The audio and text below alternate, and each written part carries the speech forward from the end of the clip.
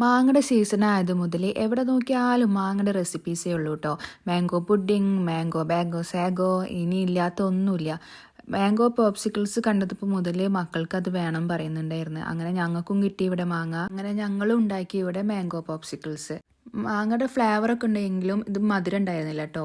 നല്ല കളറും ഉണ്ടായിരുന്നു. എക്സ്ട്രാ ഷുഗർ ആഡ് ചെയ്തിട്ടാണ് കേട്ടോ ഞാനിത് ഉണ്ടാക്കിയത്. മക്കൾക്ക് മാങ്ങ ഭയങ്കര ഇഷ്ടമാണ് കേട്ടോ. മാങ്ങ കിട്ടിയാൽ ഇങ്ങനെ റെസിപ്പീസ് ഒന്നും ഉണ്ടാക്കാൻ കിട്ടാറില്ല. അപ്പം തന്നെ അത് കട്ട് ചെയ്തിട്ട് കഴിക്കും. ഇവിടെ സ്കൂൾ വെക്കേഷൻ ജൂലൈ ഓഗസ്റ്റ് ആകുമ്പോഴാണ് കേട്ടോ. അപ്പോൾ ഞങ്ങൾ നാട്ടിൽ പോയാൽ എന്തായാലും മാങ്ങയും ചക്കൊക്കെ ഫിനിഷ് ആയിട്ടുണ്ടാവും. ഈ മാംഗോ പോപ്സിക്കിൾസ് അടിപൊളി ടേസ്റ്റ് ആയിരുന്നു കേട്ടോ. നാട്ടിലെ ചൂടുള്ള സമയത്ത് ഇതുപോലത്തെ റെസിപ്പീസ് ഒക്കെ ട്രൈ ചെയ്താൽ അടിപൊളിയായിരിക്കും.